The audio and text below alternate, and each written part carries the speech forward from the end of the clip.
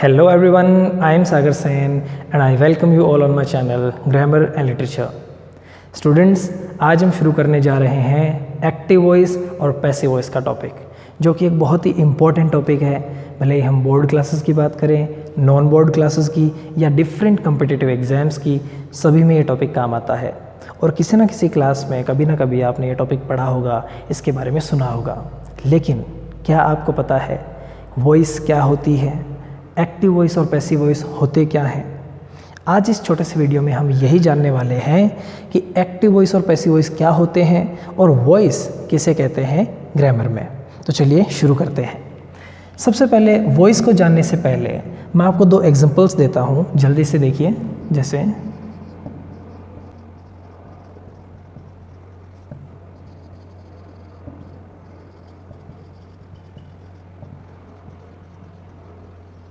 ये जो दो एग्जाम्पल है, जल्दी से पता कीजिए कि इन दोनों एग्जाम्पल्स, इन दोनों सेंटेंसेस के सब्जेक्ट्स क्या क्या हैं। Very easy. पहले सेंटेंस का सब्जेक्ट है राज और सेकंड सेंटेंस का सब्जेक्ट है महिमा। Absolutely correct. लेकिन मैं आपसे एक सवाल और करता हूँ, क्या ये दोनों राज और महिमा इन दोनों वाक्यों की क्रियाओं के कर्ता हैं? ये तो अटपटा सवाल हो गया। पहले मैंने पूछा कि ये दोनों सब्जेक्ट्स हैं क्या? बिल्कुल, दोनों वाक्य के सब्जेक्ट्स हैं। लेकिन क्या करता है? आंसर आएगा नहीं। कैसे? ध्यान से देखिए। इस वाक्य में क्रिया क्या है? टोल्ड। क्या काम हुआ है? कहानी सुनाने का। किसने किया? राज ने। बिल्कुल, ये वाक्य का कर्ता है और वाक्य का सब्जेक्ट भी है और वाक्य की ये वर्ब है। इस वाक्य की वर्ब क्या है?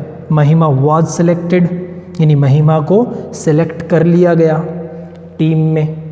किसने किया? नहीं पता। तो इस काम को करने वाला कर्ता इस वाक्य में नहीं दिया हुआ।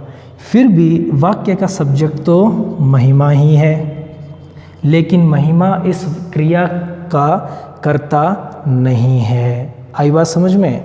बस इसी सब्जेक्ट और वर्ब की रिलेशनशिप को वॉइस कहते हैं। आई बात समझ में? वॉइस किसे कहते हैं? वाक्य के सब्जेक्ट। देखो, एक तो होता है क्रिया का सब्जेक्ट, वर्ब का सब्जेक्ट, और एक होता है सेंटेंस का सब्जेक्ट, और दोनों में डिफरेंस होता है जो हम जानने जा रहे हैं। ठीक है? तो वाक्य के सब्जेक्ट और वाक्य की क्रिया के बीच के रिलेशनशिप को ही वॉइस कहते हैं।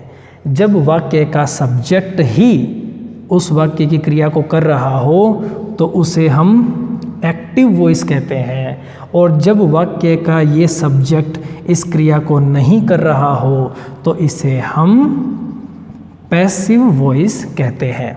क्या फ़र्क है? अब हमारा वर्ब तो हमें पता है क्या होती है, कोई भी काम वो वर्ब है। अब अगर हमें सब्जेक्ट के ये दो अर्थ समझ में आ जाए तो एक्टिव पैसिव हमेशा के लिए समझ में आ जाएंगे। तो पहले हम क्या करेंगे? सब्जेक्ट का अर्थ जानेंगे कि सब्जेक्ट के ये दो अर्थ क्या क्या होते हैं। सब्जेक्ट, देखिए, सब्जेक्ट के दो अर्थ होते हैं। एक आप जानते हैं क्या? कर्ता, जिसका मतलब क्या होता है? क्रिया को करने वाला। करेक्ट? बिल्कुल।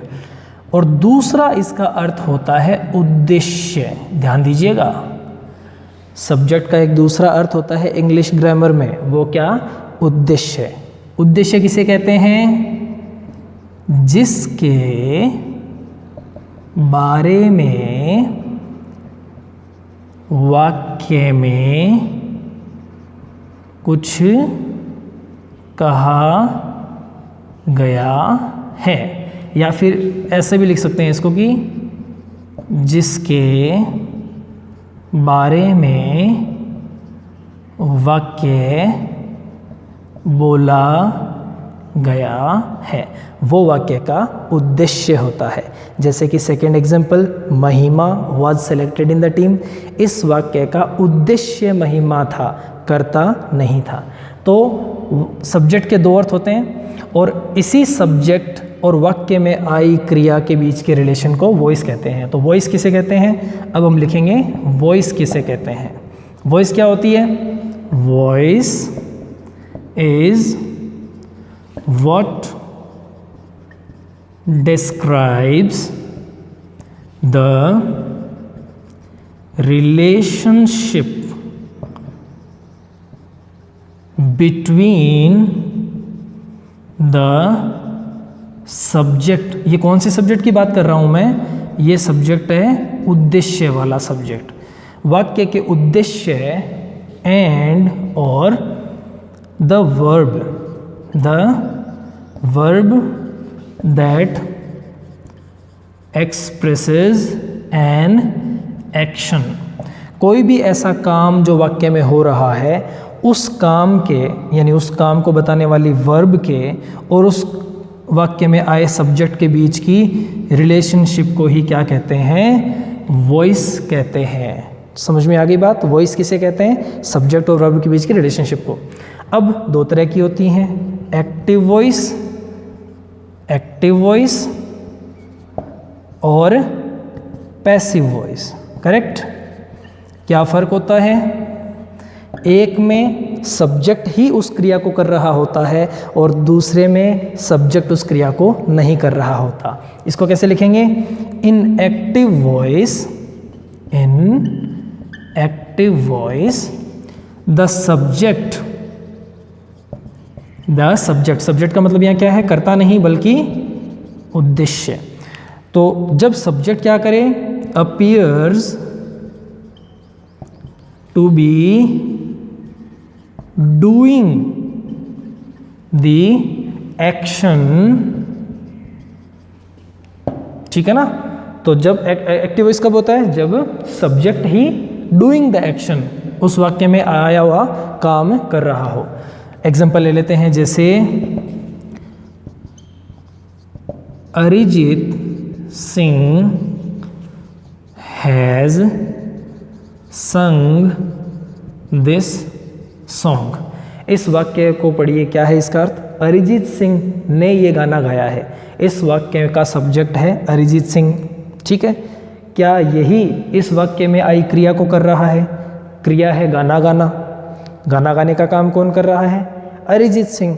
तो ये सब्जेक्ट ही इस क्रिया को कर रहा है, इसलिए क्या है? Active voice. अब अगला एग्जाम्पल पैसिव वॉइस को लिखने के बाद कि in passive voice the subject of the sentence. Subject का मतलब क्या है यहाँ पे? उद्देश्य। ठीक है ना?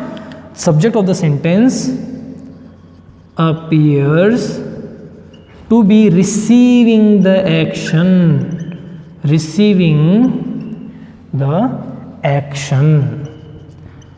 इसमें पैसिव वॉइस में जो वाक्य का सब्जेक्ट होता है ना, वो एक्शन को रिसीव करता हुआ प्रतीत होता है। जैसे this song has been sung by Arijit Singh. अब इस वाक्य में ध्यान से देखिए, इसका अर्थ क्या है? यह गाना अरिजीत सिंह के द्वारा गाया गया है। इस वाक्य को बोलने का उद्देश्य क्या है? This song. हमने इसमें तो अरिजीत सिंह की बात करी, लेकिन इसमें हमने गाने की बात की है। इस वाक्य को बोलने का उद्देश्य हमारा यह गाना है। इस गाने की बात कर रहे हैं हम, और ये गाना, इस वाक्य में क्रिया है गाना गाना, लेकिन गाना गाने का काम तो अरिजीत सिंह ने किया है ना। गाने ने तो खुद नहीं गाया खुद को। तो जब वाक्य का सब्जेक्ट उस क्रिया को नहीं कर रहा, बल्कि ये इसको रिसीव कर रहा है, इसको गाया जा रहा है, इसीलिए इसको क्या कहते हैं? Passive voice. और इन्हीं सब्जेक्ट और वर्ब की रिलेशनशिप को वॉइस कहते हैं। जब सब्जेक्ट एक्टिव हो तो एक्टिव वॉइस, और जब सब्जेक्ट एक्टिव नहीं हो, पैसिव हो, तो पैसिव वॉइस। लॉजिक भी है। एक्टिव का मतलब होता है सक्रिय और पैसिव का मतलब होता है निष्क्रिय। तो वाक्य का सब्जेक्ट जब सक्रिय हो तो एक्टिव वॉइस हो जाता है, और जब वाक्य का सब्जेक्ट निष्क्रिय हो तो वो पैसिव वॉइस हो जाता है। ठीक है? अब एक डाउट आपको रह सकता है कि सर ये यहाँ पे ऑब्जेक्ट है। गलत। इस पद को, इस फ्रेज को या इस वर्ड को आप ऑब्जेक्ट कभी नहीं कह सकते। ये ऑब्जेक्ट यहाँ है, इस वाक्य में है। अब यहाँ पर ये वाक्य का सब्जेक्ट बन गया है, लेकिन हिंदी में इसको और क्लियर किया जा सकता है। ये वाक्य का कर्ता नहीं है, ये सब्जेक्ट है लेकिन कर्ता नहीं है। फर्क क्या है सब्जेक्ट और कर्ता में? कर्ता तो सिर्फ क्रिया तक ही सीमित होता है। कर्ता सिर्फ किसका होता है? क्रिया का।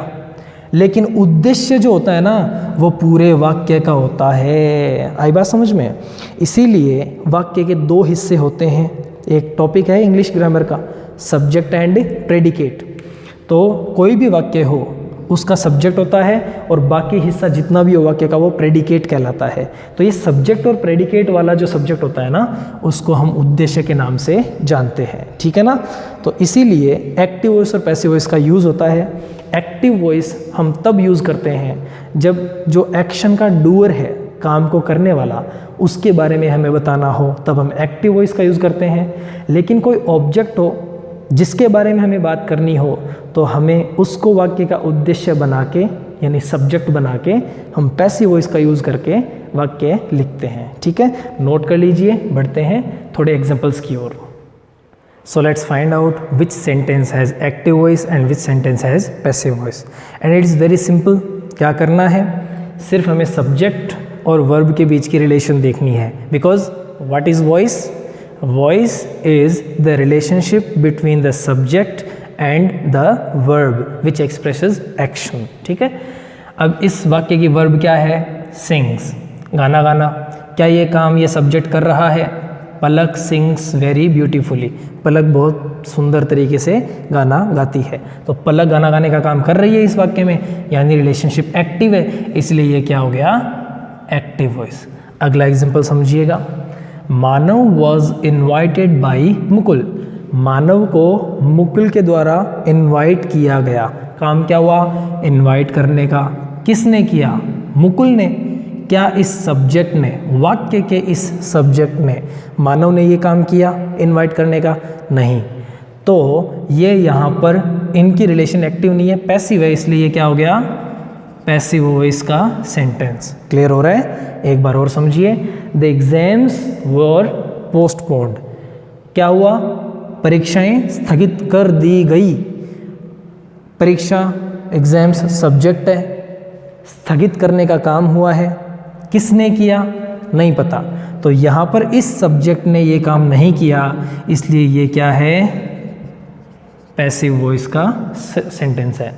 Next, locusts have ruined the crops, यानी टिड्डियों ने फसलों को बर्बाद कर दिया है। तो बर्बाद करने का काम किसने किया? टिड्डियों ने, यानी इस सब्जेक्ट ने ही ये काम किया है। इसी उद्देश्य ने, हमारे वाक्य के उद्देश्य ने ही काम किया है। तो रिलेशनशिप एक्टिव है, इसलिए क्या है? एक्टिव वॉइस का sentence. Next, I was given a task by my father. मुझे मेरे पिताजी के द्वारा एक काम दिया गया, एक टास्क दिया गया था, ठीक है। काम क्या हुआ? टास्क देने का। किसने किया? पिताजी ने। मैंने तो नहीं किया ना ये काम। तो जब वाक्य का सब्जेक्ट, उद्देश्य काम को नहीं कर रहा हो तो वो होता है passive voice. Next, the meeting was cancelled by the director. तो मीटिंग को कैंसिल कर दिया गया डायरेक्टर के द्वारा। काम क्या हुआ? कैंसिल करने का। किया किसने? डायरेक्टर ने। क्या हमारे इस वाक्य के सब्जेक्ट ने ये काम किया है? तो जब सब्जेक्ट वाक्य में मुख्य क्रिया को नहीं करे तो क्या होता है? Passive voice. आ रही है बात समझ में? Last and final, she knows everything. काम क्या हो रहा है इसमें? जानने का। कौन जानता है? ये जानने का काम किसके द्वारा हो रहा है इसमें? उसके द्वारा, शी के द्वारा। शी नोज, वो जानती है, इसीलिए रिलेशनशिप है इनके बीच में एक्टिव, इसलिए क्या है? Active voice. तो एक्टिव वॉइस और पैसिव वॉइस में यही होता है कि जब वाक्य का सब्जेक्ट, उद्देश्य उस वाक्य की मेन वर्ब को, मुख्य क्रिया को कर रहा हो तो वो एक्टिव वॉइस होता है, और जब वाक्य का उद्देश्य, सब्जेक्ट वाक्य की मुख्य क्रिया को नहीं कर रहा हो तो वो पैसिव वॉइस होता है। आने वाले वीडियोस में हम एक्टिव वॉइस से पैसिव वॉइस में चेंज करने के जितने भी रूल्स हैं उनको बहुत अच्छे से समझेंगे और पढ़ेंगे। अगर आपको एक्टिव पैसिव का टॉपिक क्लियर करना है तो जुड़े रहिए, चैनल को सब्सक्राइब कर लीजिए, बेल आइकन को दबा दीजिए ताकि जब भी नेक्स्ट वीडियो आएगा आपके पास पहुंच जाएगा। Thank you so much for watching. कोई भी क्वायरीज हों डेफिनेटली विदाउट एनी हेजिटेशन आप कमेंट्स में लिखिए, you will get a reply. Thank you so much for watching again.